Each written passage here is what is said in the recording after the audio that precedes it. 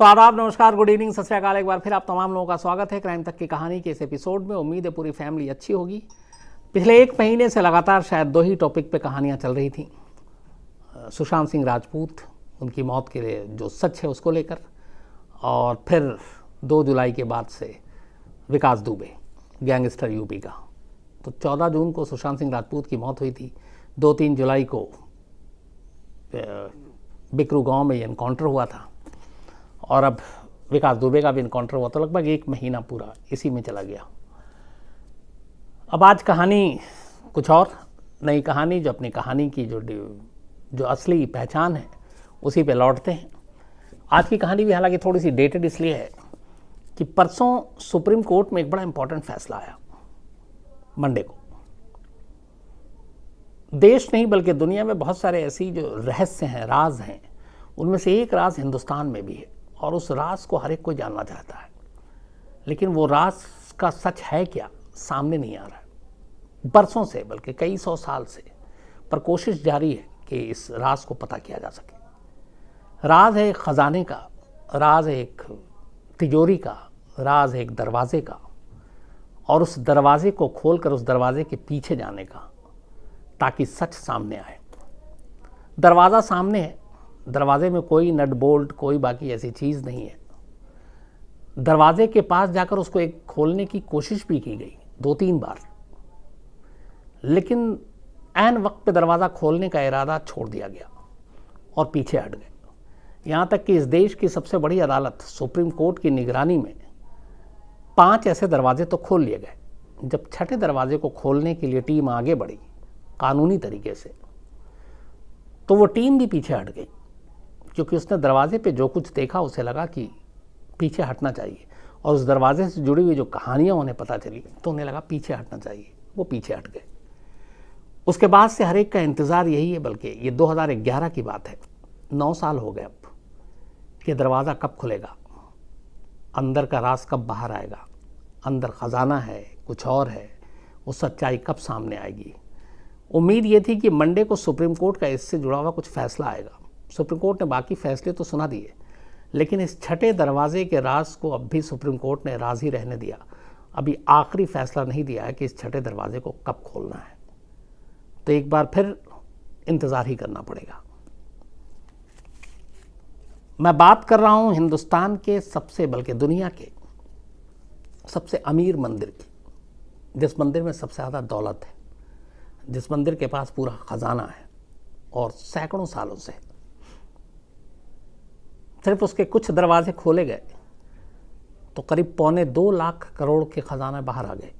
Record पे है, क्योंकि सुप्रीम कोर्ट की निगरानी में इन खजानों की गिनती हुई, इनकी कीमत लगाई गई, और करीब 1,66,030 करोड़ 70 लाख का ये खजाना मिला था 2011 में।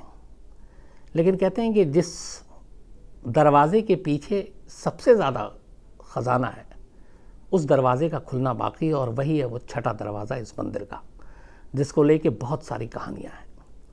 और ये दरवाज़ा आज के दौर में भी नहीं खुल रहा है। कहते हैं कि अगर ये दरवाज़ा खुल गया तो प्रलय आ जाएगी, क़यामत आ जाएगा, मुसीबत आ जाएगी, लोग मारे जाएंगे। कहानी तिरुवनंतपुरम के हिस्टोरिकल जो मंदिर है, और ये मंदिर है विष्णु भगवान को लेकर। वहाँ उनकी बहुत ही बड़ी प्रतिमा है, और दूर दूर से भक्त, सैकड़ों लाखों भक्त यहाँ आते हैं। पद्मनाभ स्वामी मंदिर इस मंदिर का नाम है। पद्म मतलब कमल होता है, नाभ मतलब नाभि होती है, और स्वामी भगवान, तो पद्मनाभ स्वामी मंदिर है। बहुत ही मशहूर मंदिर है। साउथ की बहुत फिल्मों में आपने देखा होगा, इसको दिखाया जाता है, और देश और दुनिया से तमाम लाखों करोड़ों भक्त यहाँ पहुँचते हैं। इस मंदिर की गरिमा इतनी ज़्यादा है। तो कहानी इसी पद्मनाभ स्वामी मंदिर की है, और इसी मंदिर में इस छठे दरवाजे की, जिसको लेकर सुप्रीम कोर्ट का मंडे को एक फैसला आया। हालांकि ये फैसला किसी और वजह से भी था। कहते हैं कि ये मंदिर करीब 6वीं शताब्दी में बना था, लेकिन बहुत सारे लोग ऐसे कहते हैं कि इतना पुराना नहीं है, और कुछ इतिहासकार इसको कहते हैं कि कई का कहना है कि 5000 साल पुराना है, लेकिन कुछ का कहना है कि ये 16वीं सदी के आसपास इसका इतिहास मिला। त्रावणकोर के राजाओं ने इस मंदिर को बनाया था, और इस मंदिर के बनाने के पीछे की कहानी ये है कि ये मंदिर जहाँ पे है वहाँ पे भगवान विष्णु की एक बहुत बड़ी प्रतिमा मिली थी। तो उस प्रतिमा के मिलने के बाद उसी जगह पे ये मंदिर बना दी गई, और ये मंदिर बनाई उस वक्त के जो शाही परिवार था, राजा का परिवार था त्रावणकोर, तो इन्होंने राजाओं ने बनवाया था। इस मंदिर के बनाने के बाद कहते हैं कि 1750 में मार्तंड वर्मा जो इसी परिवार से आते थे, इन्होंने खुद को भगवान विष्णु का सेवक बताया और अपने सारे जो जमा पूंजी धन दौलत थी इस मंदिर के ही सब कुछ नाम कर दिया और पूरी संपत्ति सौंप दी। 1949 तक इस मंदिर पर पूरी तरीके से त्रावणकोर के राजाओं ने ही राज किया, बल्कि पूरे केरल में राज किया। फिर हिंदुस्तान आज़ाद होता है, उसके बाद भी ये होता है कि चलो ये जो मंदिर है इसकी ये यथास्थिति बनी रहेगी, त्रावणकोर के राजाओं उनके वंशज के पास ही रहेगी। लेकिन गड़बड़ी शुरू होती तब जब 1991 में त्रावणकोर के जो आखिरी शासक थे राजा, 20 जुलाई 1991 को उनकी मौत हो जाती है। अब कोई और शासक बचा नहीं, कोई ना उनका बेटा ना कुछ। तो अब ये हुआ कि अब क्या किया जाए इस मंदिर को लेकर। चूँकि वारिस कोई था नहीं, तो फिर केरल सरकार ने इसके बाद त्रावणकोर के जो आखिरी राजा थे उनके भाई उत्तराटम त्रिवनल मार्तंड वर्मा, इनको इस मंदिर की देखरेख और इसकी प्रशासकीय सारी चीज़ों की जिम्मेदारी सौंप दी आखिरी राजा के भाई को, क्योंकि वारिस कोई था नहीं। लेकिन जो आखिरी राजा के भाई को जब ये जिम्मेदारी सौंपी गई तो वहाँ पे उस मंदिर में ये था कि खजाना है, और ये बात बहुत पहले से चली आ रही थी। तो इस खजाने पे शाही परिवार ने अपना दावा ठोक दिया, जो इससे पहले नहीं हुआ था। तो जब ये दावा ठोका तो इसके बाद बहुत सारे जो भक्त थे इस मंदिर के वो कोर्ट पहुंच गए, और उन्होंने अलग अलग याचिका दी कि ये सारी चीज़ें, अगर ख़जाना है, संपत्ति, ये सब मंदिर की विरासत है, मंदिर में रहना चाहिए, किसी का इंडिविजुअल इस पर कोई राइट नहीं होना चाहिए। तो इसको लेके ये लोग भी कोर्ट पहुंच गए। अब आखिरी शासक के भाई भी कोर्ट पहुंचे, केरल हाईकोर्ट में मामले की सुनवाई हुई। केरल हाईकोर्ट ने इसके बाद ये फैसला दिया कि चूँकि वारिस जो है कानूनी आखिरी उनकी मौत हो गई 1991 में, तो ज़रूरी नहीं है कि उनके भाई को इस मंदिर की जिम्मेदारी सौंपी जाए और उनको वारिस बनाया जाए। तो इसलिए केरल हाईकोर्ट ने अपना एक फ़ैसला दिया और उनको इस मंदिर की जो इंचार्ज बनाया गया था आखिरी राजा के भाई को, उसको उससे बेदखल कर दिया गया और कहा कि ये एक ट्रस्ट जो है इस मंदिर के कामकाज को संभालेगी। केरल हाईकोर्ट के इस फैसले को सुप्रीम कोर्ट में चुनौती दी गई, और उसमें आखिरी राजा के भाई ने भी चुनौती दी। मामला सुप्रीम कोर्ट में गया। अब इसी के बाद सुप्रीम कोर्ट में और इस दौरान में कुछ चीज़ें भी आई कि शासक बदला गया है, अब ट्रस्ट को दिया गया, तो मंदिर में बहुत सारे ख़जाने हैं, चोरी होने का ख़तरा है, उसको चुराया जा रहा है। तो उसको लेके फिर सुप्रीम कोर्ट ने 2011 में एक अपने ही निगरानी में एक टीम बनाई और कहा कि इस पद्मनाभ स्वामी मंदिर के अलग अलग जो तिजोरी और दरवाजे हैं उनको नाम दिया जाएगा था ABCDEF, 6 दरवाजे। तो इन सबको बारी बारी से खोला जाए और देखा जाए उसमें क्या क्या है। तो दरवाजे खोले गए, 5 दरवाजे खोले गए, ACDEF, B छोड़ दिया गया। ये वही B है जिसको छठा दरवाज़ा आज कहा जा रहा है। इन 5 दरवाज़ों को जब खोला गया तो उसमें से उस वक्त बेइंतहा ख़जाना मिला, जो करीब 1,66,030 करोड़ 70 लाख जिसकी कीमत थी। सोने चांदी के जेवरात, रूबी, अलग अलग डायमंड, मतलब आंखें खुली की खुली रह गई, इतने ख़जाना इसमें था। लेकिन कहते हैं कि जितना ख़जाना बाहर आया उससे ज़्यादा ख़जाना जो छठा दरवाज़ा है, जो B है, उसके अंदर है। जब सुप्रीम कोर्ट की निगरानी में टीम उस दरवाजे को खोलने के लिए गई तो देखा कि उस दरवाजे के ऊपर 2 सांप के निशान बने हुए, चिन्ह हैं। इसके बाद पहले से ही कुछ कहानियां थी और वहाँ पे जो गए और उन्होंने देखा तो उन्हें कुछ अजीब सी चीज़ फील हुआ, उन्हें अजीब सा लगा। इसके बाद उन लोगों ने तय किया कि इस दरवाजे को नहीं खोलेंगे। फिर सुप्रीम कोर्ट में रिपोर्ट गई, फिर सुप्रीम कोर्ट ने भी उस पर कहा कि ठीक है, हम बाद में फैसला करेंगे। अब इस दौरान भी ये सारी चीज़ें चल रही थी कि मंदिर की निगरानी कौन करेगा। आखिरी राजा की मौत हो चुकी है, भाई को पहले दिया गया केरल सरकार ने, लेकिन फिर भाई ने जैसे ही खजाने पे दावा ठोका तो केरल हाईकोर्ट ने बेदखल कर दिया। तो ये सारी चीज़ों की सुनवाई और छठा दरवाज़ा खोला जाए कि नहीं खोला जाए, क्योंकि एक तरह से ये भी बात उठ रही थी कि छठे दरवाजे के पीछे बहुत सारे कुछ रहस्य हैं, राज हैं, जो नहीं चाहता है शाही परिवार की बाहर आए, और इसीलिए वो अलग अलग कहानियाँ बुन रहे हैं ताकि लोग डर जाए, और इसलिए इस दरवाजे को खोलने नहीं दिया जा रहा। तो ये सारी चीज़ें हुई, मामला सुप्रीम कोर्ट में गया। 2011 में ख़जाना मिले, लेकिन असली ख़जाने की बात थी कि वो दरवाज़ा नंबर 6 के पीछे है। 6 नंबर दरवाज़ा खुला नहीं। सुप्रीम कोर्ट को फैसला भी देना था कि इस मंदिर की निगरानी देख रेख किसको दी जाए। उसी का फैसला दरवाज़ा खोलना और इस मंदिर में क्या अब भी, चूँकि आखिरी राजा की मौत हो चुकी है, तो उसकी जिम्मेदारी राज परिवार को दी जाए या नहीं दी जाए। 2 दिन पहले मंडे को सुप्रीम कोर्ट ने अपना फैसला सुनाया, और एक बड़ा फैसला ये था कि सुप्रीम कोर्ट ने कहा कि चूँकि आखिरी राजा की मौत हो चुकी है, लेकिन शाही ख़ानदान से उनका भाई भी आता है और शुरू से ही इस ख़ानदान ने इस मंदिर की सेवा की है, तो इसीलिए त्रावणकोर की फैमिली ही इस मंदिर की देखरेख और निगरानी करेगी, और वो इसकी मैनेजमेंट चलाएंगे। तो इस तरीके से ये फैसला इसी शाही परिवार के हक में चला गया। ये परसों का फैसला है। लेकिन छठा दरवाज़ा खोलें कि नहीं खोलें, इसको लेके सुप्रीम कोर्ट ने कुछ नहीं कहा, और ये फैसला अभी बाद में आएगा। अब सवाल है कि छठा दरवाजे की इतनी अहमियत क्यों है। कहते हैं कि ये दरवाज़ा जैसे ही खुलेगा, मान्यता यही है, तो सर्वनाश हो जाएगा, प्रलय आएगी, क़यामत आ जाएगा, और इसके पीछे अलग अलग कई कहानियां जो मैं अब आपको सामने रखता हूं। कहते हैं कि 1908 में इस दरवाजे को खोलने की कोशिश की गई थी। 1930 में एक न्यूज़पेपर में एक आर्टिकल छपा था, और कुछ लोगों ने जब इस पद्मनाभ स्वामी मंदिर के छठे तहखाने के दरवाजे को खोला तो उन्हें अपनी जान बचाकर भागना पड़ा। दरवाज़ा सिर्फ खोला ही था हल्का सा, क्योंकि उन्हें दरवाज़ा खुलते ही अंदर कई सिंग वाले किंग कोबरा बैठे मिले। जो दरवाज़ा, उस दरवाजे के दोनों तरफ सांप के निशान है, चिन्ह है। दरवाज़ा के अंदर इनको आवाज़ आई और दिखाई दिया कई सिर वाले किंग कोबरा, जो उस मंदिर में चारों तरफ उस दरवाजे के पीछे बैठे हुए थे और किसी चीज़ की हिफाजत कर रहे थे।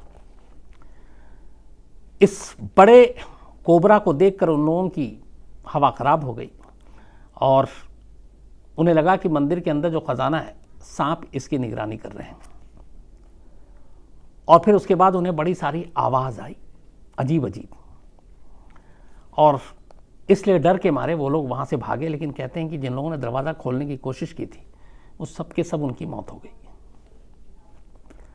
अब यहाँ दूसरा तक ये है कि वो दरवाज़ा जो कभी खुला नहीं सैकड़ों साल से, उसके अंदर किंग कोबरा नहीं हो सकता, क्योंकि उस दरवाजे में ना नट है, ना बोल्ट है, ना हैंडल है, ना लॉक है, हवा जाने का कोई ज़रिया नहीं है।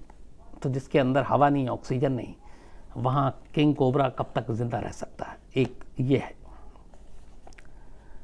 और दूसरी ये कि नहीं, नाग जो है वो हिफाजत करता है खजाने की, और वो कर रहा है। इसको लेकर जो दूसरी कहानी है वो ये है कि अगर इसको खोला गया तो केरल में कुछ भी हो सकता है। इसके लिए हवाला दिया गया कि 136 साल पहले तिरुवनंतपुरम में अकाल आ गया था, और तब मंदिर के कर्मचारियों ने छठे तहखाने को खोलने की कोशिश की थी। जब उन्होंने इसको खोलने की कोशिश की तो उन्हें उस दरवाजे के पीछे से बड़ी तेज शोर की आवाज़ सुनाई थी, और डर से उन्होंने तुरंत दरवाज़ा बंद कर दिया। उनका ये कहना है कि इस छठे दरवाजे के पीछे कोई तहखाना है जिसका एक सिरा सीधे जाकर अरब सागर से मिलता है। ये मंदिर समंदर के किनारे है, आपने देखा होगा, तो उसका एक अरब सागर से जाकर मिलता है। तो ये है कि अगर उसको बनाया इस तरीके से गया है कि अगर उसको खोला गया तो वो पूरा समंदर का पानी उस तहखाने के ज़रिए पूरे मंदिर में घुस जाएगा, और उसके बाद पूरे तिरुवनंतपुरम में बाढ़ की हालत पैदा हो सकती है, पूरा शहर जो है वो डूब सकता है। कुछ लोगों का कहना है कि जो छठा दरवाज़ा और तहखाना है वो उस वक्त उन लोगों की महान जो आत्माएं उनकी एक तरह से समाधि है, और ये जो पूरा मंदिर जो बनाया गया है वो इस तरीके से है कि उसका पूरा ढांचा इस छठे दरवाजे के आसपास काफ़ी अहम रोल प्ले करता है। अगर इस छठे दरवाजे को खोला गया और उसके अंदर कुछ हुआ तो मंदिर की बुनियाद कमज़ोर हो जाएगी और इससे मंदिर भी गिर सकता है। तो इसीलिए और उसके इस छठे दरवाजे से मंदिर की नींव का भी बड़ा गहरा रिश्ता है, तो उससे भी नुकसान हो सकता है। अब ये अलग अलग सारी कहानियां हैं, लेकिन जो सबसे बड़ी चीज़ आई इन कहानियों को लेकर और जिसने सारी चीज़ें सबसे पैदा की वो ये थी कि जब 2011 में मंदिर से खजाने निकाले और उसके बाद सुप्रीम कोर्ट की निगरानी में उसकी काउंटिंग हुई, उसकी कीमत लगाई गई, उसके बाद अचानक पता चला कि इस मंदिर में करीब 186 करोड़ 186 करोड़ के सोने के जो बर्तन हैं वो गायब है। असल में हुआ ये था कि जब शुरू में काउंटिंग की गई तो पता चला कि यहाँ पे 822 सोने के बर्तन थे। उसके बाद उनमें से जो बर्तन थे उसमें से कई के को गलाकर उसके कुछ जेवर बनाए गए। फिर भी 1166 सोने के बर्तन 1166 सोने के बर्तन होने चाहिए थे, लेकिन जब काउंटिंग की गई बाद में तो सिर्फ 397 बर्तन ही बचे थे। टोटल जो वजन थी 776 किलो के लगभग सोने के बर्तन कम थे, ये जो गायब हुए थे 776 केजी, और इसकी कीमत 186 करोड़ 186 करोड़ है। तो इसकी जांच भी की गई और इसकी जांच के लिए बाकायदा टीम भी बनी। अब इस मंदिर के तहखाने को लेकर खासतौर पे वॉल्ट बी जो छठे दरवाजे की हम बात कर रहे हैं उसमें कई और चीज़ें बार बार आ रही हैं, और वो ये है कि जो शाही परिवार है उसके हिसाब से इस दरवाजे के पीछे कुछ है और वो उसको छुपाना चाहते हैं, और इसीलिए इस राज को सामने नहीं लाना चाहते हैं, और इसीलिए अलग अलग कहानियाँ सामने आ रही हैं। लेकिन यहाँ सवाल यह था कि जब देश की सबसे बड़ी अदालत इस पूरे केस में इन्वॉल्व है, 2011 हो गया, अब 20 आ गया, 9 ईयर्स हो गए, 5 दरवाजे खुल गए, छठे दरवाजे में ऐसी क्या चीज़ है और क्यों है? बल्कि एक बार ये भी हो रहा था कि जब सुप्रीम कोर्ट में इससे पहले ये फैसला आने वाला था कि छठे दरवाजे को खोलना, चूँकि 5 दरवाजे खुल गए, उसको लेकर बहुत विरोध भी हो रहा था तिरुवनंतपुरम में, और जो भक्त हैं उनका मानना था कि छठा दरवाज़ा नहीं खुलना चाहिए वरना श्राप है ये और नुकसान होगा, लोग मारे जाएंगे।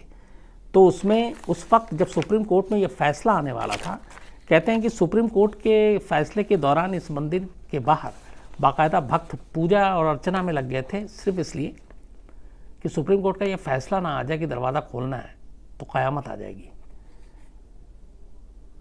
एक और है इसमें कि जो सुप्रीम कोर्ट ने अपनी टीम बनाई थी खजाने और इन सबको निकालने के लिए, उसमें एक जज हुआ करते थे टीपी सुंदरराजन। तो कहते हैं कि इन्हीं की निगरानी में इस छठे दरवाजे को खोलने की भी कोशिश हुई थी और 5 दरवाजे खुले थे और जज टीपी सुंदरराजन की मौत हो गई। जो मंदिर के भक्त और बाकी लोगों को कहना है कि उनकी मौत की वजह यही है श्राप, क्योंकि उन्होंने छठे दरवाजे तक वो पहुँचे थे, खोलने की कोशिश की गई थी। तो एक ये भी इन लोगों का मानना है।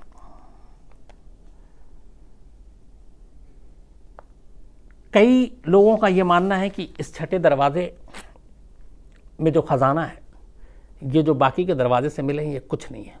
कुछ लोग कह रहे हैं कि उस छठे दरवाजे के अंदर अकेले करीब 2 लाख करोड़ से ज़्यादा के जेवर हैं, लेकिन बाकी लोगों का मानना है कि उसकी कीमत लगाना आज के दौर में ये बेवकूफ़ी है।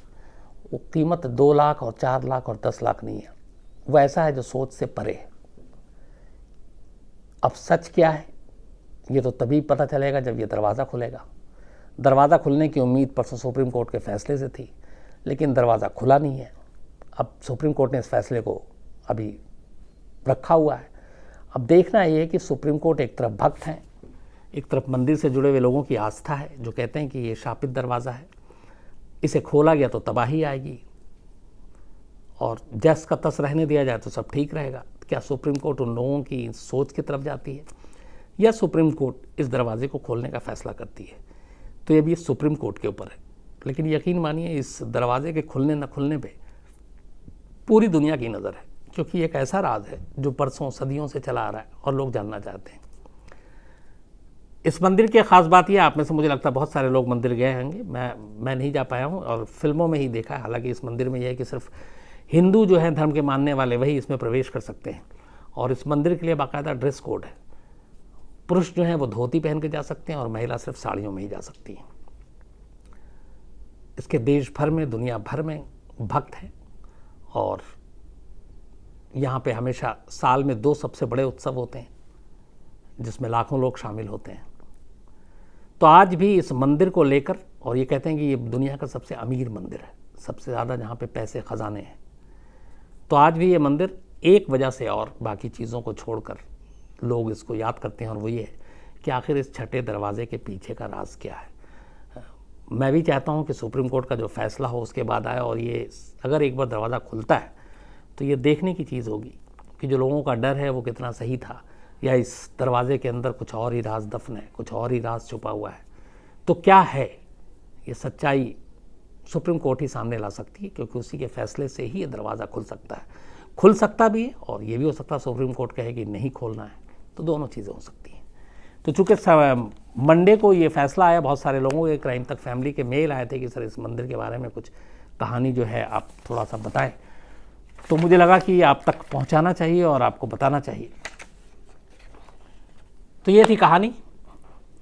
कल आपसे मुलाकात होगी रात 9 बजे किसी और नई कहानी के साथ। तब तक अपना ख्याल रखिएगा। Thank you very much.